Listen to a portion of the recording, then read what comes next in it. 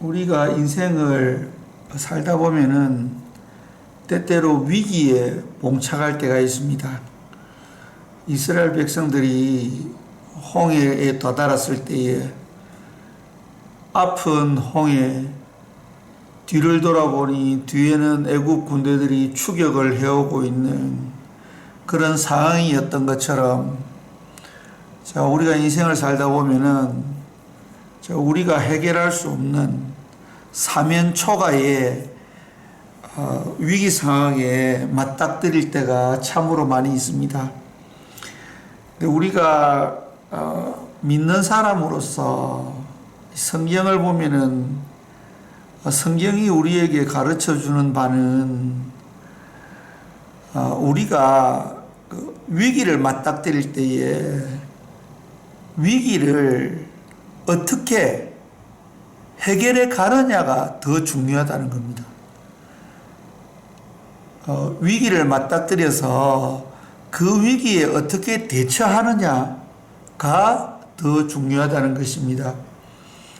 오늘 이스라엘 백성들이 홍해 앞에 다다랐을 때에 뒤를 돌아보니까 애국 군대들도 이스라엘 백성들을 쫓아오고 있는 그런 상황이었습니다. 그런데 이런 어려움에 봉착할 때에 사람들은 남에게 책임을 전가시키려고 하고 또 핑계를 대려고 합니다. 이스라엘 백성들도 마찬가지였습니다. 이 상황 속에서 이스라엘 백성들은 그 책임을 모세에게 떠넘깁니다. 왜냐하면 하나님에게 떠넘기려고 하니까 벌 받을까봐 무섭고 하니까 이제 모세에게 그거를 책임을 떠넘기거든요. 그럼 빨간 글씨로 된 그 부분을 보십시오. 당신이 우리를 이끌어내어 이 광야에서 죽게 하느뇨. 이스라엘 백성들을 광야로 이끌고 나온 사람은 모세가 아니었습니다. 하나님께서 이스라엘 백성들을 애굽에서 데리고 나왔지 않습니까? 왜냐하면 하나님께서 이스라엘 백성들을 불쌍히 여기셔서 종살이하던 그러한 이스라엘 백성들을 데리고 나왔습니다. 우리가 속담에 깨구리 올챙이 시절 생각 못한다는 그런 이야기가 있지 않습니까? 이스라엘 백성들도 애굽에 있을 때는 밤낮으로 하나님 앞에 하나님 우리가 못 살겠습니다. 우리를 바로의 손에서 좀 구원해 주십시오. 라고 해서 하나님께서 이스라엘 백성들을 구원해 주셔서 광야에서 조그마한 어려움에 부딪히니까 그 사람들이 하는 말을 한번 보십시오. 그 두 번째로 빨간색으로 되어 있는 부분을 보시면은 우리를 버려두라. 우리가 애굽 사람을 섬길 것이라 하지 아니하더뇨. 애굽에 있을 때 모세에게 그렇게 이야기했다는 겁니다. 우리 그냥 내버려 두세요. 우리가 애굽 사람들 섬기면서 이 종살이 하는 게 좋습니다. 라고 그렇게 이야기를 했다는 것입니다. 이스라엘 백성들이 그렇게 이야기했습니까? 날마다 부르짖으면서 하나님 앞에 기도하면서 도와달라고 살려달라고 구원해달라고 그렇게 해서 하나님께서 그들을 바로의 손아귀에서 구원해서 광야로 인도해 내신 후에 문제가 생기니까 이렇게 거짓말하면서 책임을 모세에게 전가시키고 있는 모습을 볼 수 있습니다.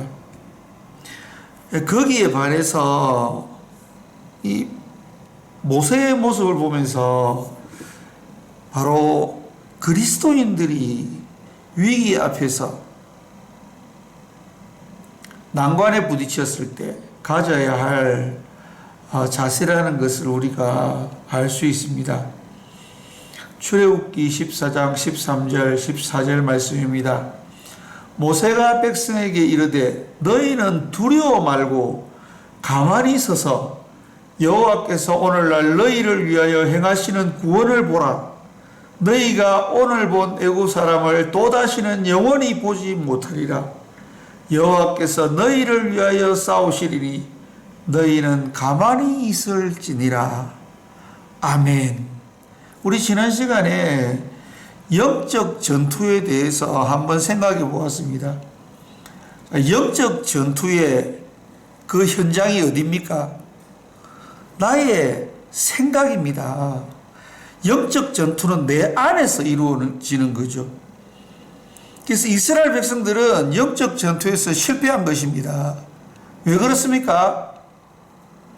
자기 스스로 자기들은 곧 죽을 거다, 이제 여기서 빠져나갈 그러한 길이 없다 라고 스스로 판단한 것입니다. 그런데 모세의 생각은 어떻습니까? 모세의 생각은 하나님께 초점이 맞추어져 있었습니다. 그래서 모세는 어떻게 생각하냐면은 이 위기가 하나님의 놀라운 능력을 체험할 수 있는 기회라고 생각했습니다. 그래서 너희는 두려워하지 말고 가만히 서 있으라는 이 말씀의 히브리 말은 히트 야체부라는 이 히브리어인데요. 이게 야짜브라는 동사에서 온 히트파엘형입니다. 이것을 무엇을 이야기하자면요, 오도방정을 떨지 말고 자신을 굳건히 지키라 라는 그런 단어입니다. 이 야짜브라는 단어가 전쟁에서 병사들이 성문을 지킬 때에 자기 위치를 이탈하지 않고 그 자리를 지키는 다는 그런 의미입니다. 그렇기 때문에 막 이렇게 적이 쳐들어온다고 이렇게 막 사분오열 흩어지고 막 도망하려고 막 겁먹고 그렇게 하지 말라는 것입니다. 아무리 어려운 상황이 있어도 정말 죽을 것 같은 그런 느낌이 들지라도 믿음을 가지고 자리를 지켜야 되는 거죠. 자리를 지킨다는 것은 하나님께서 나에게 주신 그러한 사명을 감당하면서 믿음으로 하나님의 역사를 기다리라는 것입니다. 왜냐하면 하나님께서 이 문제를 해결해 주실 것이기 때문입니다. 모세가 이스라엘 백성들을 향해서 이야기했습니다. 여호와께서 오늘날 너희를 위하여 행하시는 구원을 보라. 너희가 오늘 본 애굽 사람을 또다시는 영원히 보지 못하리라. 여호와께서 너희를 위하여 싸우시리니 너희는 가만히 있을지니라. 그렇게 이야기를 했습니다. 하나님께서 이스라엘 백성들을 인도해 내시고 이스라엘 백성들을 인도해 내신 그 목적은 가나안으로 이스라엘 백성들이 들어가도록 하기 위해서입니다. 젖과 꿀이 흐르는 축복의 땅이지요. 하나님께서 이스라엘 백성들을 고생시키려고 불러내신 것이 아닙니다. 축복의 땅으로 인도해 내시려고 부르신 것인데 이스라엘 백성들이 광야에서 어려움을 당했던 것은 40년 동안 방황했던 것은 그들이 스스로 믿음 없어서 가나안 땅에 들어가지 않기로 결정한 것입니다. 그들의 믿음 없음, 그들의 죄성이 그들로 하여금 축복을 받지 못하게 한 것이지 하나님께서 그들을 일부러 어렵게 하신 것은 아니라는 거죠. 왜 이스라엘 백성들을 하나님께서 홍해 앞으로 인도하셨습니까? 하나님의 큰 구원을 보여주시기 위해서 이스라엘 백성들을 홍해 앞으로 인도하셨다는 것이죠. 하나님은 선하신 목자십니다. 그래서 이스라엘 백성들을 하나님의 선함 가운데로 인도하십니다.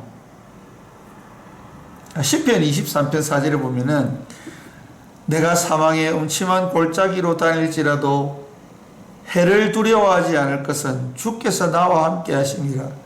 주의 지팡이와 막대기가 나를 안위하시나이다. 여기 사망의 음침한 골짜기라고 되어 있지 않습니까? 이 사망의 음침한 골짜기의 의미에 대해서 한번 생각해 보도록 하겠습니다. 이 음침하다는 이 단어가 짤마베트입니다. 짤마베트는 이게 그늘이라는 뜻입니다. 그림자라는 뜻도 되죠. 그늘은 실체가 아닙니다. 그림자는 실체가 아닙니다. 그렇기 때문에 사망의 그림자가 드리워진 골짜기라는 의미거든요. 양들이 골짜기를 지날 때에 이게 어둡고 밟지를 않으니까 두려움이 없어 배웁니다. 그러나 목자이신 하나님께서 이스라엘 백성들과 함께 있기 때문에 그 골짜기를 통과해서 초원으로 쉴만한 물가으로 목자께서 우리의 목자이신 하나님께서 우리를 인도하신다는 것입니다. 그림자는 그늘은 우리를 해하지 못합니다. 왜? 그것이 실체가 아니기 때문입니다. 우리가 어려움을 당할 때에 우리가 두려움을 느끼는데 사실은 그 어려움은 실체가 아니라는 것입니다. 왜 그것이 실체가 될 수 없습니까? 그것은 하나님께서 함께 계시기 때문이죠. 하나님께서 홍해를 갈라주십니다, 여러분. 우리가 어떤 어려움에 봉착하더라도 하나님께서는 그 문제를 해결하시는 하나님이십니다. 그 문제를 해결 못하시면 우리가 하나님을 믿을 이유가 없지 않습니까? 그럼 하나님께서 그 문제를 해결하시는 분이신데 하나님이 어떻게 그 문제를 해결하셨는가에 대해서 오늘 성경 구절을 조금 자세히 살펴보도록 하겠습니다. 출애굽기 14장 21절 말씀입니다. 모세가 바다 위로 손을 내어민데 여호와께서 큰 동풍으로 밤새도록 바닷물을 물러가게 하시니 물이 갈라져 바다가 마른 땅이 된지라. 여러분, 여기서 아주 저희들이 주의 있게 봐야 할 단어들이 있습니다. 첫 번째 단어가 큰 동풍입니다. 여러분, 동풍. 자, 여기 지도가 있는데요. 출애굽 지도입니다. 자, 어디가 동쪽입니까? 자, 여기가 동쪽입니다. 그럼 서쪽은 어디지요? 예. 서쪽은 여기가 서쪽입니다. 그럼 동풍이 불었으니까 동풍이 어떻게 분 겁니까? 동풍이 여기서 이렇게 분 거죠. 그러면은 이스라엘 백성들은 지금 홍해를 건너기 전이니까 서쪽에 서 있었을 거 아닙니까? 그러면은 동풍이 불었으니까 물은 동쪽에서부터 갈라졌겠습니까? 서쪽에서부터 갈라졌겠습니까? 동쪽에서부터 갈라진 것입니다. 우리가 쉽게 영화를 보면은 모세가 손을 들면은 모세와 이스라엘 백성들이 있었던 쪽에서 물이 쫙 갈라져서 동쪽 편으로 갈라져 가는 모습을 볼 수 있는데요. 사실은 그 반대였다는 것입니다. 동쪽에서부터 갈라져서 모세와 이스라엘 백성들이 있는 쪽으로 갈라져 온 거죠. 그러니까 하나님이 일을 시작하실 때에는, 홍해를 가르실 때에는 이스라엘 백성들은 하나님의 일하심을 볼 수 없었던 것입니다. 여기서 우리가 알 수 있는 것은 우리가 어떤 위기에 봉착할 때에, 우리가 어떤 큰 문제에 직면할 때에 하나님은 그 반대편에서 그 문제를 해결해 오시는 분이시라는 거죠. 자, 코로나가 2019년 12월 달에 시작되어서 지금 계속되어지고 있는데요. 이제 백신 개발로 인해서 끝이 보이고 있습니다. 그러나 장담할 수 없습니다, 여러분. 하나님께서 이 코로나를 끝내시고자 작정을 하셔야지 끝나는 것이지, 백신이 개발되었다고 이 코로나 사태가 끝나는 것이 아닙니다. 이것을 잘 이해해야 됩니다. 그럼 예를 들면은, 자, 올 말에 끝난다고 보시고요. 2020년 12월에 끝난다고 보면, 이 코로나 사태의 해결을 하나님은 2019년 12월부터 이 문제를 해결하시는 것이 아니고요. 이 코로나의 끝에서부터 2022년 12월에 끝난다고 하면 거기서부터 문제를 해결해 오시는 것입니다. 그렇기 때문에 믿음이 없는 사람은 하나님의 역사를 바라보지 못하지요. 그러나 믿음이 있는 사람은 내가 지금 당면한 이 문제의 반대편에서, 이 위기의 건너편에서 이 문제와 이 위기와 이 어려움을 해결해 오고 계신 분이시라는 것을 우리가 알 수 있습니다. 그렇기 때문에 우리가 문제를 두려워하지 말아야 되죠. 왜냐하면 하나님께서 벌써 그 일을 시작하셨기 때문에요. 우리를 위해서 동풍을 보내시고 문제의 맞은편에서 우리가 직면한 문제를 해결해 오고 계시고 있다는 사실을 기억해야 됩니다. 하나님께서 그 동풍으로 밤새도록 바닷물을 물러가게 하셨다는 것입니다. 그럼 밤새도록 최소한 6시간에서 8시간 정도 걸렸겠죠. 우리는 문제를 만날 때에 하나님이 그 하나님의 위대하신 능력과 권세로서 문제를 0.1초 만에 끝내주기를 원합니다.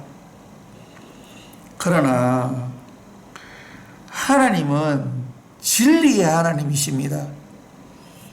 하나님께서 때때로 기적을 일으키시기도 하시죠. 0.1초 만에 문제를 해결해 주시기도 합니다. 그러나 하나님께서 이스라엘 백성들을 홍해 앞에 세우시는 목적이 있습니다. 그것은 바로 이스라엘 백성들의 그 신앙을 훈련시키고 하나님께로 향한 그 믿음을 훈련시키시도록 하기 위해서 보내시는 것이기 때문에 시간이 필요하다는 겁니다. 이거 굉장히 중요한 이야기입니다, 여러분. 시간이 필요합니다.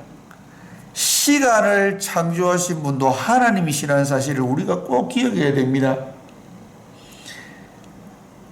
우리가 성경을 보면은 하나님은 주인이시지 않습니까? 만물을 창조하신 주인이심에도 그 질서를 지키시는 분이십니다. 진리를 따라 행하시는 분이십니다. 그래서 오늘 우리가 홍해 앞에 선 이스라엘 백성들을 통해서 하나님은 우리의 문제의 맞은편에서부터 그 문제를 해결해 오고 계신 분이시며 우리를 향해서 신실함으로 우리를 가나안으로 인도하시는, 하나님의 축복으로 인도하시는 분이시라는 것을 기억하면서 우리가 어떠한 문제와 위기에 봉착하더라도 그 문제와 위기는 우리를 힘들게 하고 우리를 어렵게 하는 것이 아니라 그 모든 상황들을 통해서 하나님이 누구신지를 더 명확하게 알고 그 하나님께서 어떻게 이 문제를 해결하시는가를 봄으로써 우리가 하나님을 찬양하고 우리가 하나님을 더욱더 믿고 의지하는 그러한 사람이 될 수 있도록 하나님께서 하시는 그러한 하나님의 시간표 안에 있다는 사실을 우리가 다 함께 저희들이 오늘 말씀을 통해서 배웠습니다. 참으로 힘들고 어려운 시간들이 지나가고 있습니다. 그러나 이스라엘 백성들이 홍해를 건넌 후에 홍해를 가르신 하나님을 찬양했던 것처럼 우리가 이 코로나의 시간들을 지나고 난 후에 하나님께서 코로나 상황 가운데서도 함께 하셨다는 그 사실들을 기억하며 하나님의 존귀하심과 능력과 영광을 찬양하는 날이 곧 오게 될 줄로 믿습니다.